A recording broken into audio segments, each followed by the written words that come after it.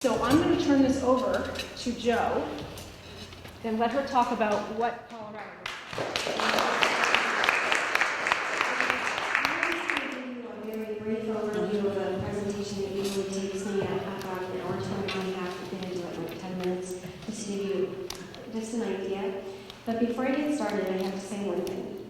I flew here from Colorado Springs, Colorado, and my roommate from my freshman year at college drove here to see me tonight, and I haven't seen her in 30 years. So, yay, Zoe!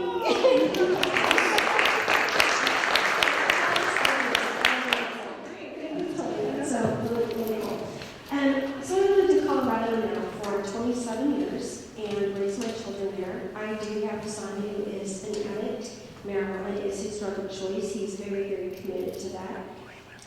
He's a gifted, bright young man whose life is just completely different than what we thought it would be. So I do have a personal stake in that, but outside of that, I'm not part of any grant funding or funding stream or anything else. I'm just committed to talking about this because I'm concerned about what's happened in my state. So I'm going to see if I can get this. Okay, I don't think the clicker's going to work for me, so I'll just push buttons here. So let's just jump right in and let you know that we voted in November of 2012. So what happened in our state is that on January 1st, 2013, personal use and personal home grows were legal. The same amount that you have, 6 plants per adult.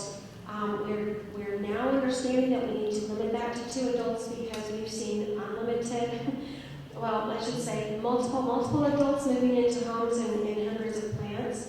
But it's supposed to initially be limited to 12. You guys have the same thing. And then on January 1st, 2013 was, 2014 was when retail stores opened up. So retail stores have been in operation for 2.5 years. And so with that, that's what I'm going to just share. Think about that. You often see on the news that the retail stores look very high-end and high-scale and beautiful. The reality of it is that most of them look like this in rundown neighborhoods. They really are targeted in low-income neighborhoods, minority neighborhoods. In Denver, there is 1 store for every 47 people. And these stores that you see right here have taken over a street that used to be Antiqua. It's now called the Green Mile. And so we're seeing in Denver County that opened itself up to retail. Our communities have the opportunity to opt out of retail stores. Your law's different. I'll let folks from Massachusetts talk about that. But our communities could say you couldn't opt out of personal use and home grows, but you could opt out of retail. So Denver opted in, and as you can see, the amount more than McDonald's and Starbucks by almost double. You can throw Walmart in there, you can throw all the pharmacies in there, and still more. So you hear, we'll just control this, and some of these I'm going to skip because we don't have time, but we have the same campaign promises that you have. Regulation works, and keep it out of the hands of youth, we'll drive out the black market, all of those things, same exact campaign speech brought to you by the same exact folks, and millions of dollars in tax revenue. So one of the biggest problems we saw right off the bat is that THC is the psychoactive component in cannabis. It's what causes the high. In Europe, THC is limited to 15 nanograms. Anything over 15 nanograms is considered a hard drug on par with heroin. In the 60s and 70s, THC was about 2 to 3%. Incidentally, at 2 to 3%, CBD, that has the potential to help kids with seizures, can dwell in the cannabis plant in equal amounts at about that 2 to 3%. But once you get the THC higher, the CBD goes down. Once you get the CBD higher, the THC goes down. We allow 100% THC in Colorado, as you are in Massachusetts. When you allow 100, at the time we legalized this, nobody had seen cannabis over about 15%. 20 was being heard of, but we didn't really have proof of it. And so what we've seen happen has been quite shocking. This is just a picture of the difference in plants over the last 40, 50 years. We've seen gummy bears, fruit pieces, ice cream, cotton candy, sodas, lollipops, and these edibles are coming in at 60, 70, 80% THC. We've literally never seen anything like this in the world. Amsterdam did not do this. In fact, they ran a public service campaign that said, do not compare us to Colorado. We didn't do that. They decriminalized and they didn't guarantee a supply chain, which is what we did and you were also doing. Rip-off products that look like, you can see the Nutella looks like Nutella, etc. We have seen young people who have had psychotic breaks from extremely high potency THC and have lost their lives. I'm not going to get into that. One thing I want you to understand is that the THC cartridges, we have Indica, Sativa, there are different strains or types of marijuana. They drop right into the e-cigarettes now. So when you hear that there will be no public smoking, that is absolutely not true because you can't smell it. And people can vape all around you and you don't know that they're using THC. I heard, I was watching a video last night of a doctor in Pueblo that said she saw a guy driving his car down the street wearing a gas mask while he was puffing his pot behind the wheel. We are seeing that our people say, you made it legal, it's okay, and they're not even using common sense to self-regulate.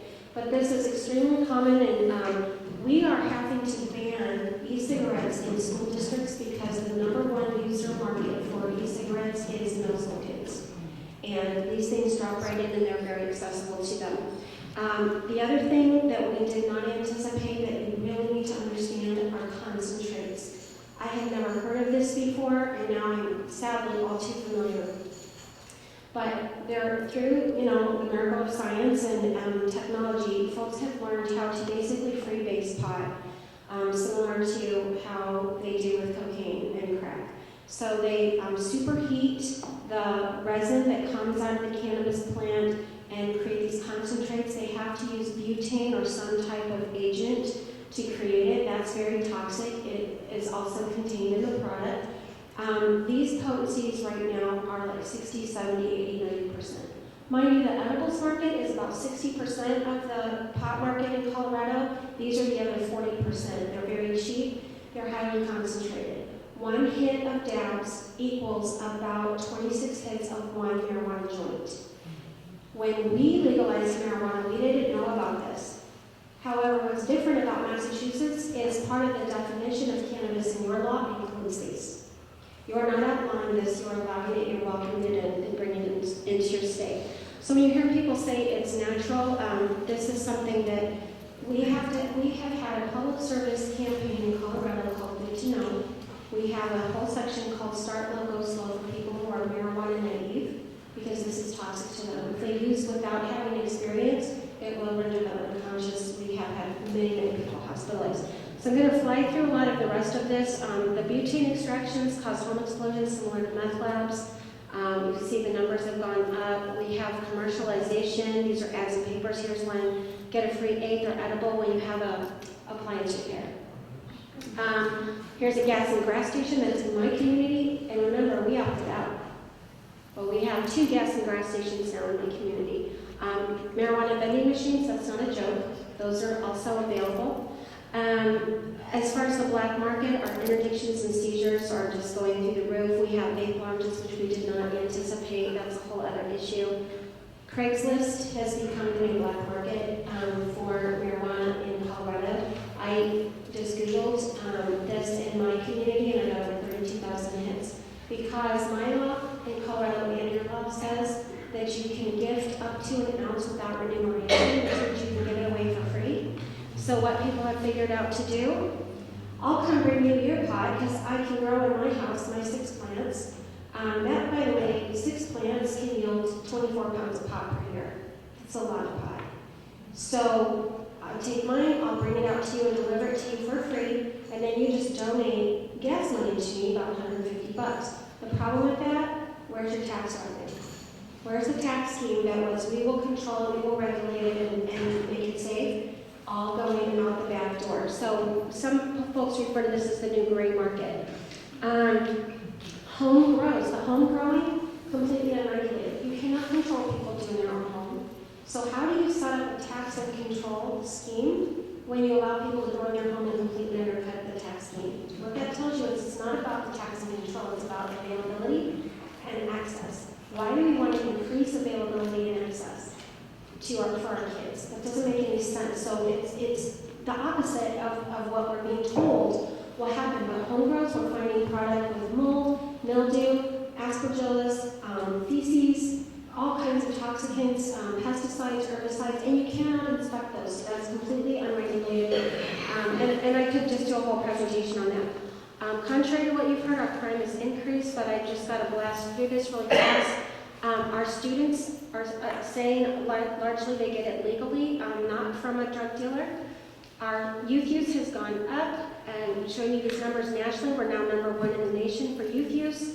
Our suspensions and expulsions are up. Our dropout rates, we had done a good job of getting those down. Now they're back on the rise. When we started this a few years ago, we had 1 in 5 Denver students said, I use marijuana on a regular basis. 2 years ago in my presentation, 1 in 4 Denver students they use marijuana on a regular basis. Now it's 1 in 3. Regular basis used to be once a week. Now it's daily, if not multiple times a day. A lot of them are saying they use 4 to 6 times a day. That's a lot of pot use. We're not keeping it out of the hands of kids. There's, again, middle schoolers. This is commercialization. 2 children. There's a Cookie Monster. Girl Scout cookies on the side of a marijuana store with marijuana products. Santa Claus, you can see all the attractive things. Emergency room visits for poisonings of children. Our emergency department visits for all ages have skyrocketed, and there's a cost associated with that. Marijuana is now higher amongst kids in their system for kids who complete suicide than any other substance. Again, more commercialization. You can see the cartoon characters. The one I have there on the bottom says you get 20% off everything with your student ID. I'm going to skip through regulate like alcohol because we don't have the time, but I want you to know that there is no impairment standard for marijuana when it comes to roadside driving. No impairment standard. I'm on the DUI task force in my community. I appreciate the chief being here. We don't have to breathalyzer, we're not close. Marijuana doesn't come out in the breath. We can't test it that way. The products that are being developed are saliva, and saliva doesn't hold up in court right now. We're light years away from that. We have to set precedents for all kinds of things. The drug testing community is not up to speed with that.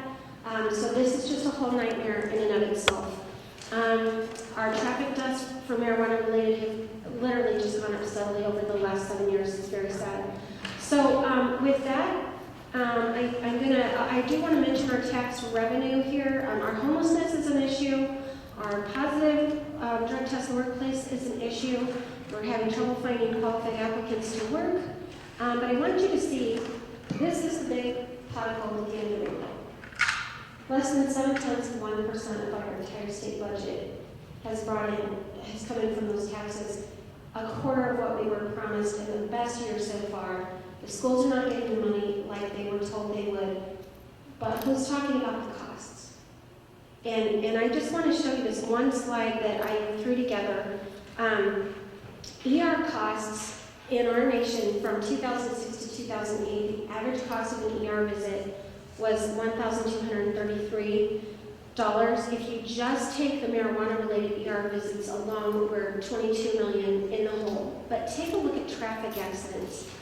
According to NHTSA, the average cost of a traffic fatality, and I'm only talking the fatalities, not the accidents, average cost is $1.4 million to completely adjudicate. If you only take those last 3 years since we legalized of marijuana-related traffic fatalities, those don't include alcohol or other drugs, that's marijuana-related specific, we're already in the whole $2.2 billion. Our best tax year has been $115 million. That tax revenue is not going to cover the cost, and we're not even talking about anything else there. So I want you just to pay attention to that, beware, and I'm happy to answer any other questions that we have as we go along. Great. Thank you, Joe. That was great. Thank you.